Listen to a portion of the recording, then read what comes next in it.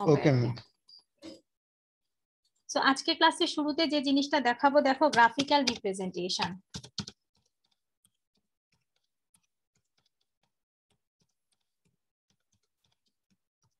ডেটাকে graphically কিভাবে আমরা represent করতে পারি সেটা দেখাবো। এই গ্রাফিক্যাল রিপ্রেজেন্টেশনের মধ্যে তোমাদের শুরুতে দেখো আমি 3 ধরনের গ্রাফ দেখাচ্ছি। হিস্টোগ্রাম, ফ্রিকোয়েন্সি, দেখা যায় শোনা যায়, জি ম্যাম শুনতে পাচ্ছি। পলিগন, কিউমুলেটিভ ফ্রিকোয়েন্সি,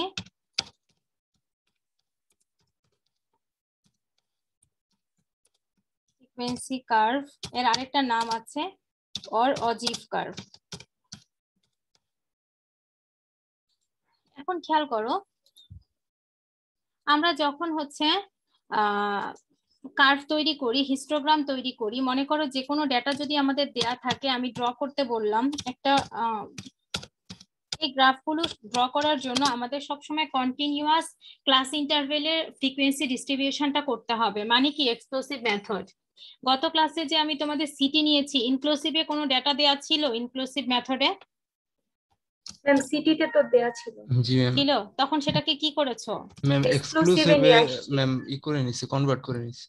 আচ্ছা, তার মানে যখন একই রকম যখন হচ্ছে আমি এই কার্ভগুলো ড্র করতে দিব, সেখানেও তোমাদের কি করতে হবে? ডেটাগুলোকে এক্সক্লুসিভে কনভার্ট করে নিতে হবে। বুঝতে পেরেছো? জি ম্যাম।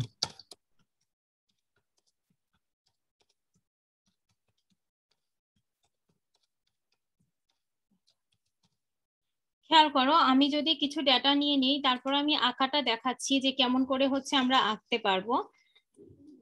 আমি তো টেবিল নিব। সো আমরা যদি একটা যে কোনো টেবিল নিয়ে নিই, টেবিল নিলেও তোমরা বুঝতে পারবা। মনে করো আমাদের ক্লাস ইন্টারভেল দেয়া আছে, আর এই পাশে আমাদের ফ্রিকোয়েন্সি দেয়া আছে। আমি তোমাদের কার্ভগুলো আঁকতে বলেছি।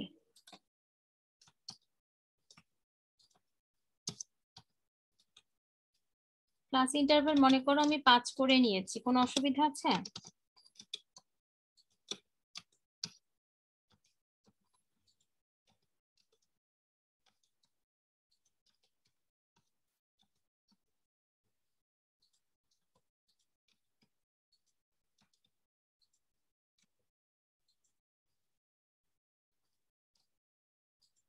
এভাবে দেয়া আছে। এখন আমি তোমাদের বলেছি, দেখো এটা কন্টিনিউয়াস ক্লাস ইন্টারভেলে ডেটা দেয়া আছে। এটা কন্টিনিউয়াস ক্লাস ইন্টারভেল বলতে পারো। কি দেয়া আছে? Continuous class interval. এখন খেয়াল করো, যখন হিস্টোগ্রাম ড্র করব, হিস্টোগ্রাম ড্র করার সময় আমাদের যে জিনিসটা জানতে হবে সেটা হচ্ছে এক্স অ্যাক্সিসে কি বসাবো আর ওয়াই অ্যাক্সিসে কি বসাবো। এক্স অ্যাক্সিসে বসবে কন্টিনিউয়াস ক্লাস ইন্টারভেল। কি বসবে? Continuous class interval.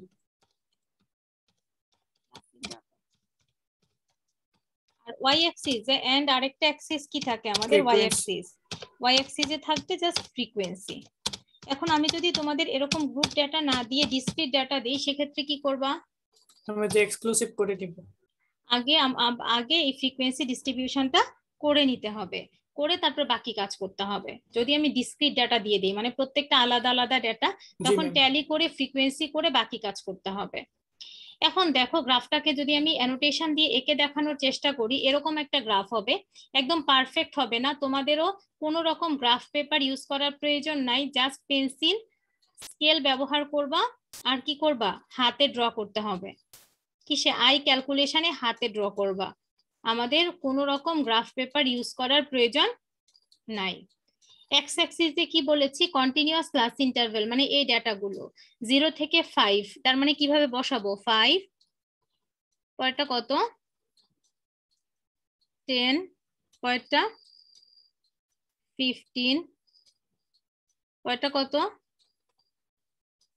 20 তারপরে কত হবে বলো? 25 30 বাকিটুকু আমি নাই ড্র করি মনে করো। এখন দেখো আমাদের কি আছে? ফ্রিকোয়েন্সি আছে এগুলো। যেহেতু কাছাকাছি ফ্রিকোয়েন্সি, আমরা 5 করে ধরি। 5 পরেরটা কত হবে? 10 15 20 15 20-এ আমাদের যেতে হবে না, কারণ 15 উপরে নাই আমাদের। জি ম্যাম। সো দেখো 5 0 থেকে 5 এর জন্য ফ্রিকোয়েন্সি কত 5, তাহলে এই দেখো 0 থেকে 5 ফ্রিকোয়েন্সি 5, এই যে এটা হচ্ছে কি প্রথমটা, প্রথম গ্রাফ। পরে দেখো 5 থেকে 10 এর জন্য 13, 13 মানে কি 10 এর 15 কাছাকাছি হবে না, এই যে 13, সো এই যে। তারপরে কত 10 থেকে 15 এর জন্য 12, 12 মানে 13 এর একটু কম, তাই তো, এই যে।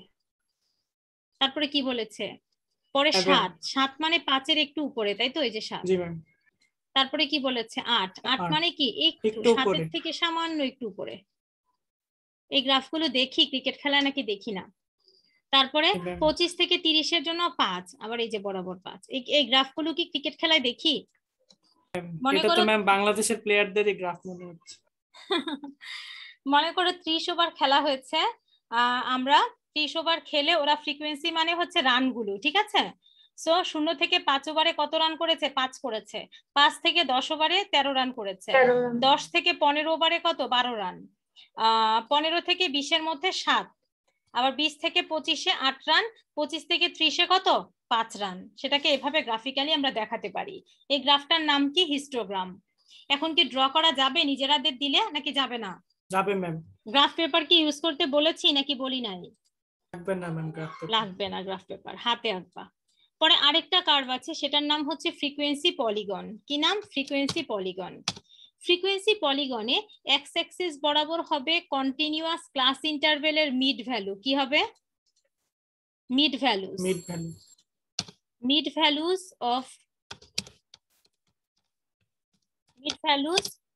Of the continuous class interval. আর ওয়াই অ্যাক্সিস বরাবর কি বসবে? ফ্রিকোয়েন্সি। ওয়াই অ্যাক্সিস বরাবর কি বসবে? ফ্রিকোয়েন্সি। এখন দেখো, তার মানে কন্টিনিউয়াস ক্লাস ইন্টারভ্যাল দেয়া আছে। ফ্রিকোয়েন্সি পলিগন ড্র করার জন্য আমাদের কি করতে হবে? মিড ভ্যালুটা ড্র করতে হবে। কি মিড ভ্যালু?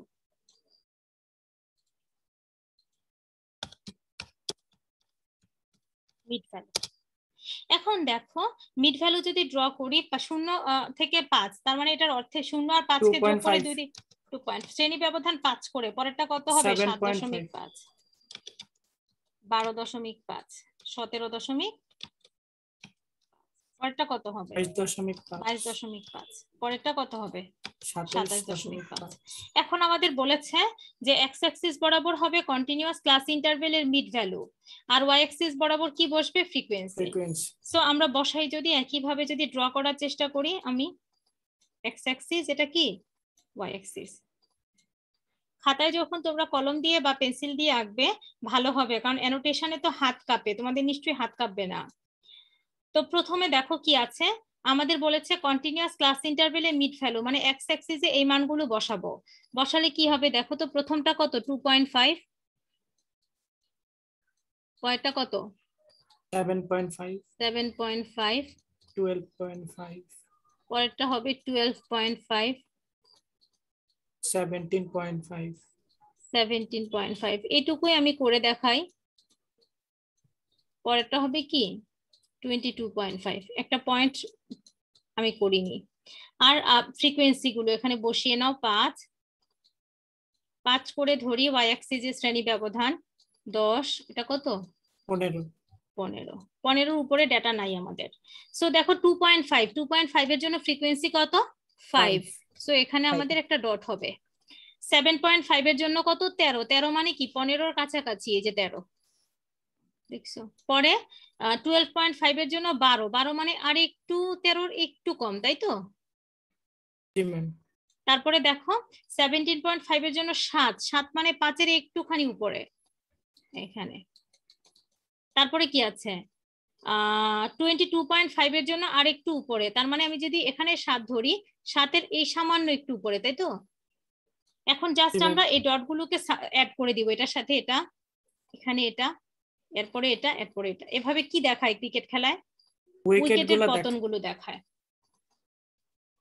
উইকেটে এই গ্রাফগুলো কিন্তু তোমরা এক্সেলে ড্র করতে পারবা। এই গ্রাফগুলো কিসে? এক্সেলে ড্র করা যায়। সো পরীক্ষায় তো তোমরা এরকম বলেছি যে কোনো রকম গ্রাফ পেপার দরকার নাই, তুমি আই ক্যালকুলেশনে ড্র করবা। সো কি ফ্রিকোয়েন্সি পলিগন ড্র করা যাবে নাকি যাবে না? যাবে ম্যাম। আচ্ছা, সো নেক্সট আরেকটা কার্ভ বাকি আছে, সেটা হচ্ছে কিউমুলেটিভ ফ্রিকোয়েন্সি কার্ভ অথবা অজিভ। এই অজিভ কার্ভে এক্স অ্যাক্সিস বরাবর হবে upper limit of the continuous class interval. Continuous class ইন্টারভেলে কি বসবে বলো? Upper limit.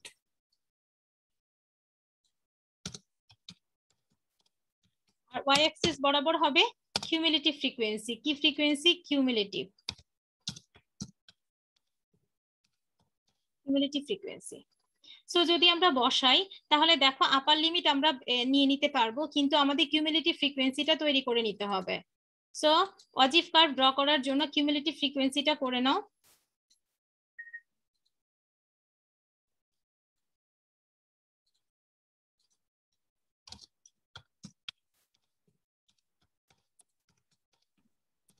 Cumulative frequency. So দেখো কি হবে, 5 কয়টা কত, 5 আর 13 18, তারপর 18 30, 30, তারপর 37, 37, 45, 45, 50। 50। এখন দেখো আমরা জাস্ট একইভাবে ড্র করব, যেভাবে এটা ড্র করেছি ঠিক একইভাবে আমরা পরেরটা ড্র করতে পারবো। এক্স অ্যাক্সিস বরাবর জাস্ট হবে আপার লিমিট। আপার লিমিট কোনগুলো? কন্টিনিউয়াস ক্লাস ইন্টারভেলের আপার লিমিট কোনগুলো? ম্যাম এই 5, যে এগুলো 0 থেকে 5 এর সব মধ্যে আপার 5 লিমিট, তাই না? সবগুলোর জি, আপার ma'am। লিমিট নিতে হবে। সো সবগুলোর যদি আমরা আপার লিমিট নেই তাহলে কি হবে, 5 10 15 20 25 30। তো এগুলো নেই, 5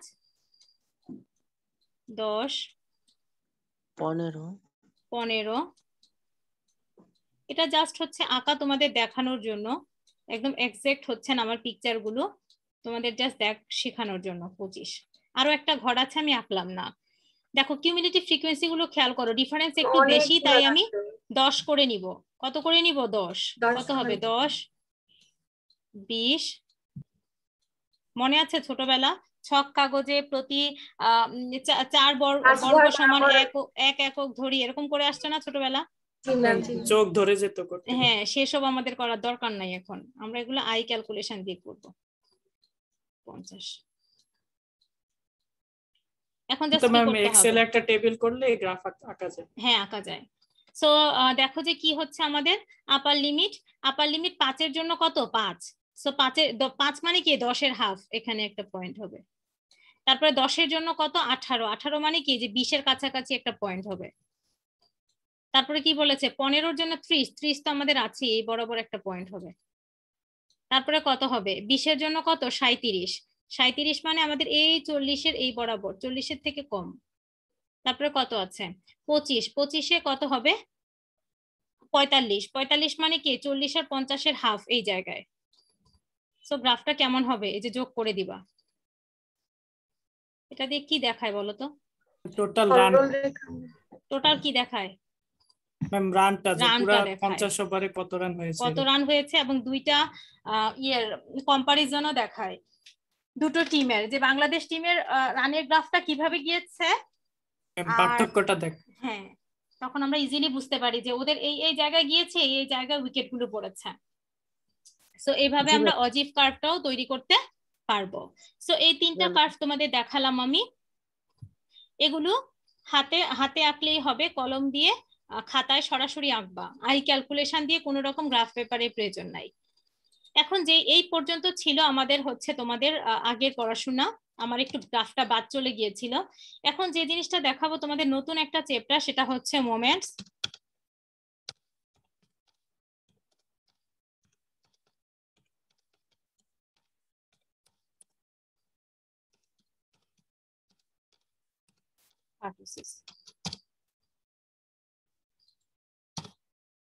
মোমেন্টস, স্কিউনেস এবং কার্টোসিস, এটা আমাদের তোমরা এতক্ষণ পর্যন্ত কিভাবে একটা ফ্রিকোয়েন্সি ডিস্ট্রিবিউট করতে হয়, কিভাবে একটা ফ্রিকোয়েন্সি ডেভিয়েশন কাউন্ট করতে হয় শিখেছো।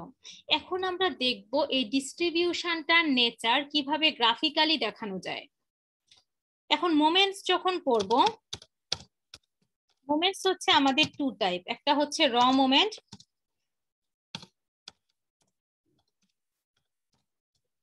আরেকটা হচ্ছে আমাদের সেন্ট্রাল মোমেন্ট।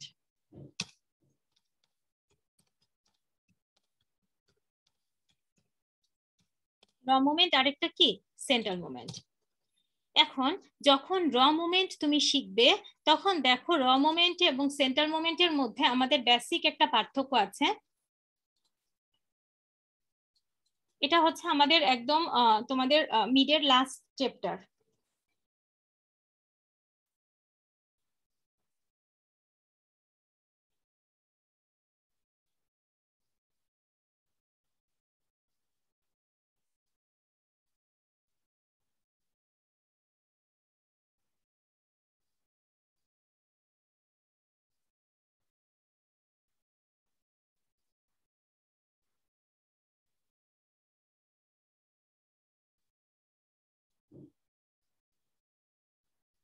সো দেখো এখানে আমাদের মনে করো কিছু অবজারভেশন দেয়া আছে। অবজারভেশন গুলো কি দেয়া আছে দেখো, দু ধরনের মোমেন্ট, একটা পিডিএফ ওপেন হয়েছে দেখা যাচ্ছে। জি ম্যাম। x1 থেকে xn পর্যন্ত আমাদের n অবজারভেশনস দেয়া আছে। x হচ্ছে আমাদের একটা ভেরিয়েবল বা ভ্যারিয়েট। তখন আর্থ র মোমেন্টকে আমরা ডিফাইন করব মিউ আর প্রাইম দিয়ে। সাম i ইকুয়াল 1 থেকে n xi minus a to the power r divided by n, যেখানে xi হচ্ছে আমাদের অবজারভেশন গুলো আর a হচ্ছে যে কোনো আরবিট্রারি ভ্যালু, আর r এর মান হচ্ছে 1 2 3। সো দেখো তার মানে আমরা র মোমেন্টকে কিভাবে ডিফাইন করি? র মোমেন্টকে আমরা ডিফাইন করি মিউ আর প্রাইম দিয়ে, আর সেন্টার মোমেন্টকে আমরা ডিফাইন করি মিউ আর দিয়ে।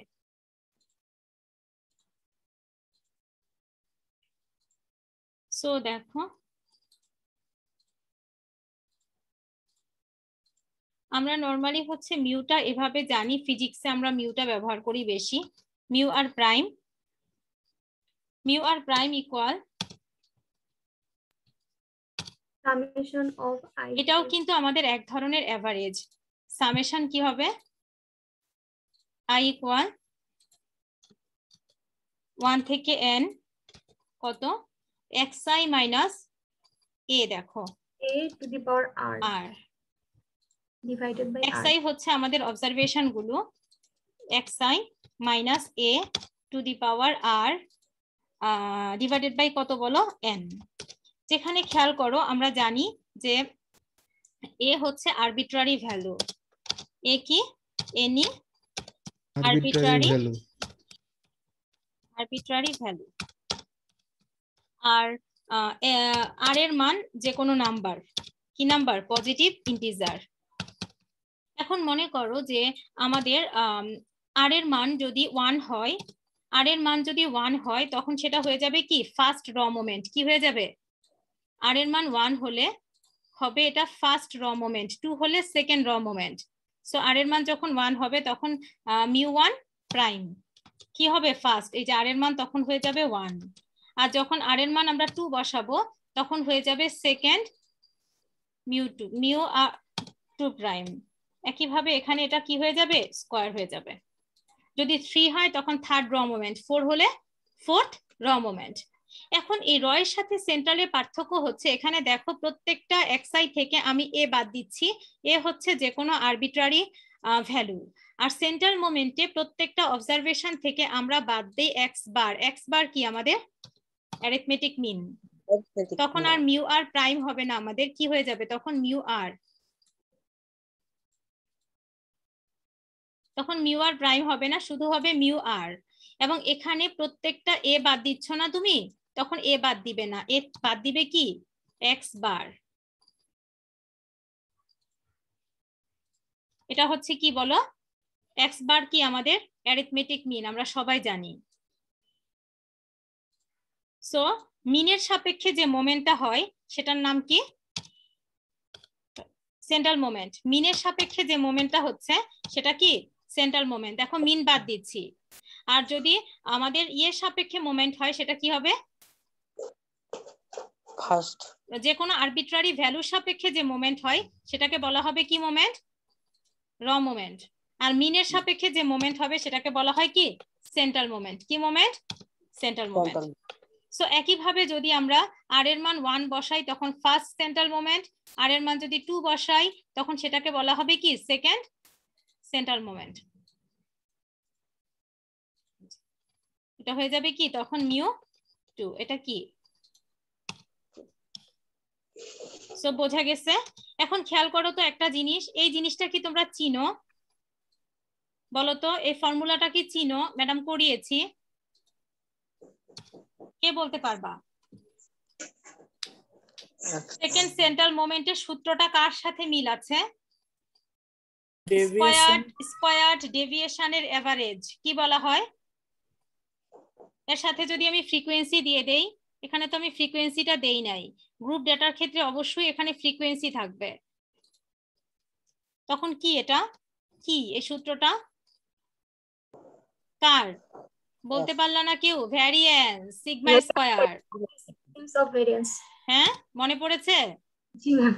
সো সেকেন্ড, আমি যদি জিজ্ঞেস করতাম যে এটা কি ছিল, এটা ছিল second central moment.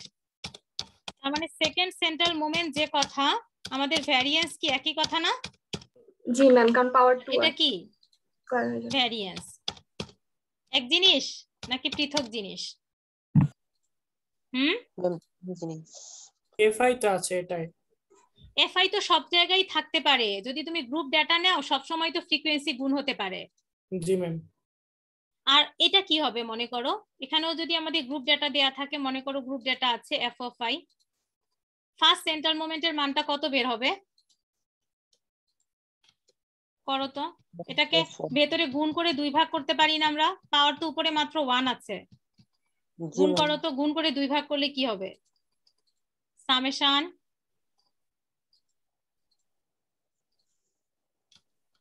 i equal 1 থেকে n f of i xi হবে না? জি ma'am, f of i xi minus f of i x bar f of i xi divided by কত? n 2 ভাগ করে ফেলছি, আবার মাইনাস দিয়ে কি লিখতে পারি? সামেশন কত?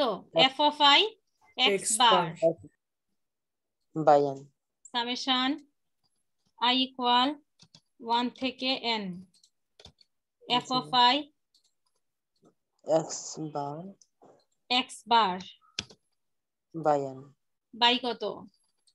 n n। এখন সামেশন f of i যে কথা, n কি একই কথা না? একই কথা কি নাকি না? তাহলে এটা কি? এটা কি? এই যে summation f of i xi by n, এটা কি অ্যারিথমেটিক মিন বের করার সূত্র না? এর পরিবর্তে কি x বার লেখা যায় নাকি যায় না? যায় ম্যাম।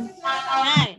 আর ওই পাশ থেকে দেখো n যে কথা, সামেশন f of i তো একই কথা, কাটাকাটি যায় না উপরে নিচে? জি ম্যাম। তাহলে কি থাকে? x বারই থাকে না?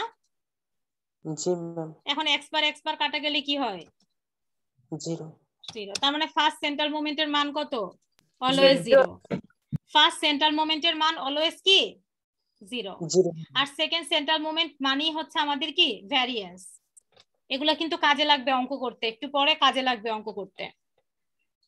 এখন দেখো র মোমেন্টের সাথে সেন্ট্রাল মোমেন্টের রিলেশন আছে।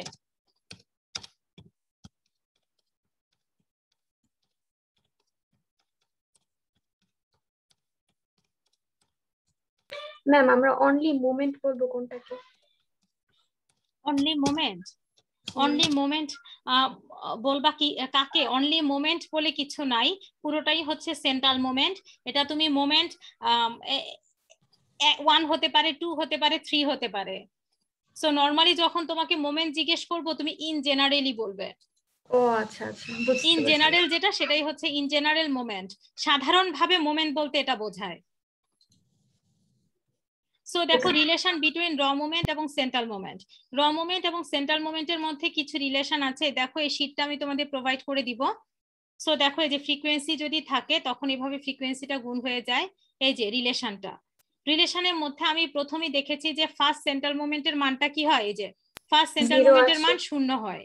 আর সেকেন্ড সেন্ট্রাল মোমেন্টকে যদি র মোমেন্টের মাধ্যমে প্রকাশ করো তখন মিউ2 সমান হবে, এই যে প্রুফটা দেয়া আছে একদম ছোট্টবেলার ক্যালকুলেশন, বাসায় দেখবা। মিউ2 সমান হবে হচ্ছে মিউ2 প্রাইম মাইনাস কত? মিউ1 প্রাইম স্কয়ার। সো 1 নম্বরে কি দেখেছো? 1 নম্বরে তুমি দেখেছো যে মিউ1 এর মান কত হয়? 0, মানে ফার্স্ট সেন্ট্রাল মোমেন্টের মান 0। সো এটার সাথে তার রিলেশন বের করার দরকারই নাই। 2 নাম্বার কি আছে? সেকেন্ড সেন্ট্রাল মোমেন্ট মিউ2। এই যে মিউ2 সমান হচ্ছে মিউ2 প্রাইম মাইনাস মিউ1 প্রাইম স্কয়ার। এই যে মিউ2 প্রাইম মাইনাস মিউ1 প্রাইম স্কয়ার।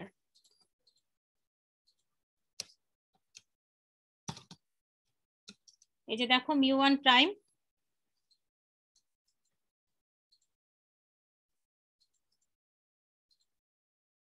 স্কয়ার।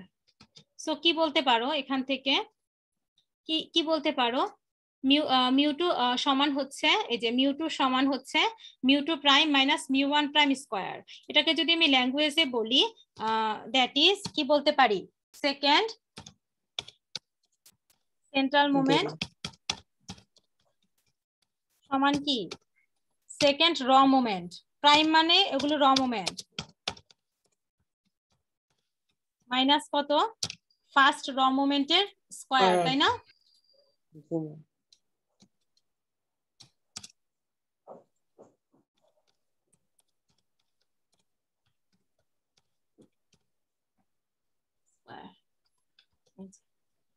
দেখেছো? সো জি আমরা ম্যাম। কি দেখতে পেলাম, সেকেন্ড সেন্ট্রাল মোমেন্ট হচ্ছে সেকেন্ড র মোমেন্ট মাইনাস কত মোমেন্ট স্কয়ার, ফার্স্ট র মোমেন্টের স্কয়ার। একইভাবে বাকি রিলেশন গুলো লেখা আছে এবং এখানে 4টা পর্যন্ত প্রুফ করে দেয়া আছে। দেখো থার্ড সেন্ট্রাল মোমেন্ট সমান হচ্ছে থার্ড র মোমেন্ট মাইনাস 3 মাল্টিপ্লাই সেকেন্ড র মোমেন্ট ফার্স্ট র মোমেন্ট প্লাস 2 মাল্টিপ্লাই ফার্স্ট র মোমেন্টের কি বলো কিউব। এই যে এখানে শীটে করে দেওয়া আছে 4th পর্যন্ত, এগুলো জাস্ট বাসায় দেখে নিও। এখন যে জিনিসটা শিখাবো তোমাদের সেটা হচ্ছে সিমেট্রিক্যাল ডিস্ট্রিবিউশন। এই রিলেশন গুলোকে আমাদের বের করতে হবে ক্যালকুলেট করে। এই রিলেশন গুলো মনে রাখতে হবে অঙ্ক করার জন্য, সূত্র হিসেবে আচ্ছা মনে ম্যাম। রাখতে হবে। এখন যে জিনিসটা তোমাদের দেখাবো সিমেট্রিক্যাল ডিস্ট্রিবিউশন কাকে বলে। ছোটবেলায় একটা জিনিস শিখে আসছো, মানুষ কি সিমেট্রিক্যাল, তাই না? তার মানে কি তুমি যদি মাঝখান দিয়ে কাটো সমান 2 ভাগে ভাগ করা যায়। সিমেট্রিক্যাল ডিস্ট্রিবিউশনও ঠিক তাই, যদি সেন্টার থেকে দুই পাশের যে ভ্যালুগুলো তাদের ফ্রিকোয়েন্সি যদি ইকুয়াল হয় তখন তাকে বলা হবে কি সিমেট্রিক্যাল ডিস্ট্রিবিউশন। দেখো এই কথাটা বলা আছে, a distribution in which equidistant values on both sides of the center have কি equal frequency। মানে সেন্টার থেকে দুই পাশের ডেটাগুলো ফ্রিকোয়েন্সি যদি সমান হয় সেটাকে বলা হবে কি সিমেট্রিক্যাল ডিস্ট্রিবিউশন। বোঝা গেছে?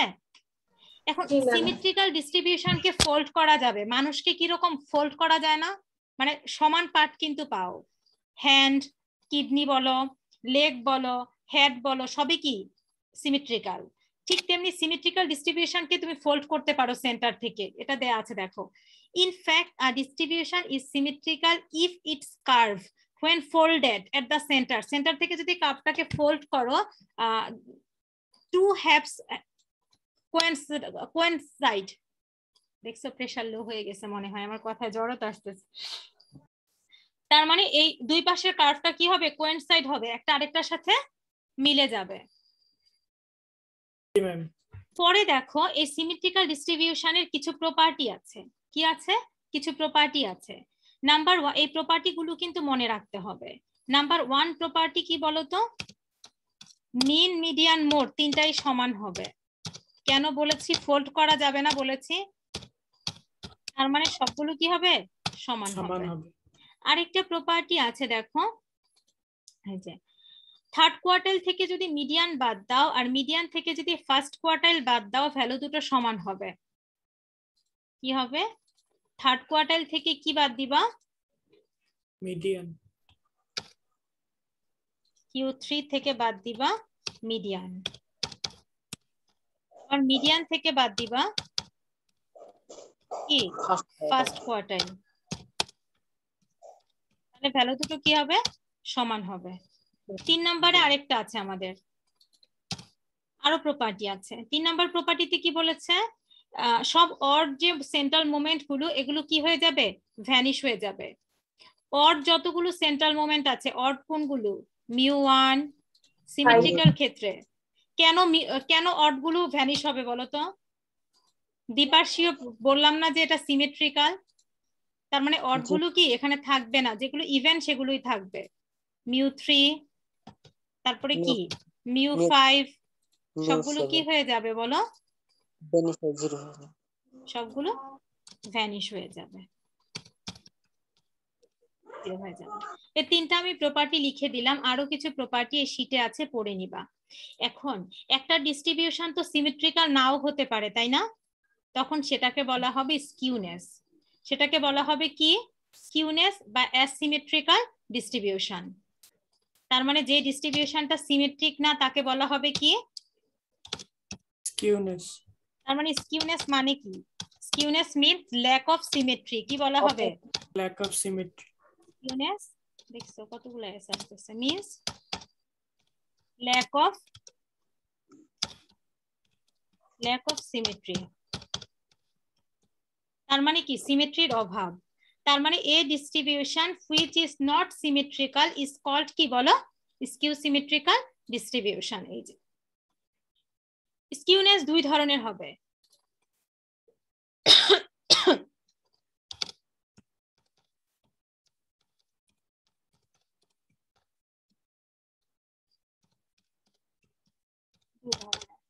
কি হবে বলো? পজিটিভ স্কিউনেস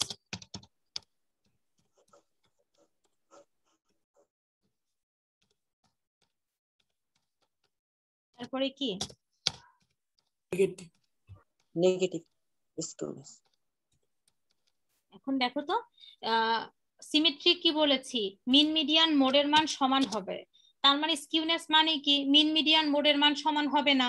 সমান হবে না মানে কি? একটা আরেকটার থেকে হয় বড় হবে অথবা কি হবে? ছোট বড় ছোট হবে। হবে। তার মানে হচ্ছে এই পজিটিভ স্কিউনেসে কার মান সবচেয়ে বড়? মিনের মান। আর নেগেটিভ স্কিউনেসে কার মান সবচেয়ে ছোট? মিনের মান। বোঝা গেছে কথাটা? জি ম্যাম।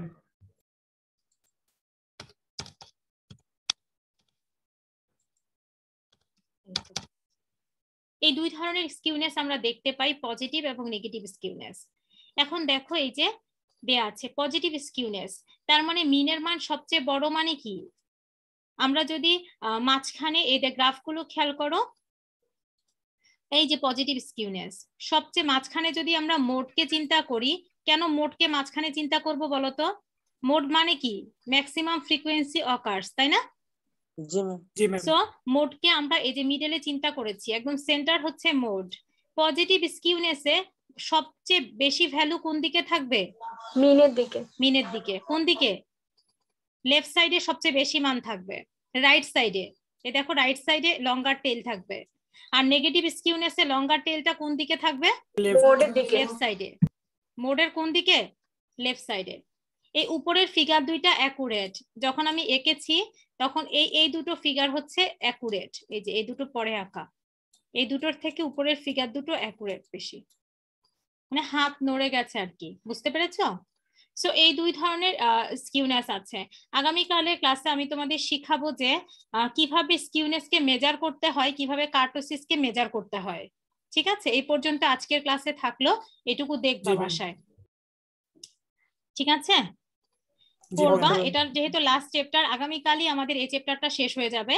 সো আগামী বুধবারে যদি সিলেবাস শেষ হয়ে যায়, সোমবারে জাস্ট আমার একটা রিভিউ ক্লাস থাকবে। মানে তোমাদের যদি প্রবলেম থাকে আমি সোমবারে ক্লাস সলভ করে দিতে পারবো, বা অল্প কিছু পড়ানোর থাকলে সেটাও পড়াতে পারবো।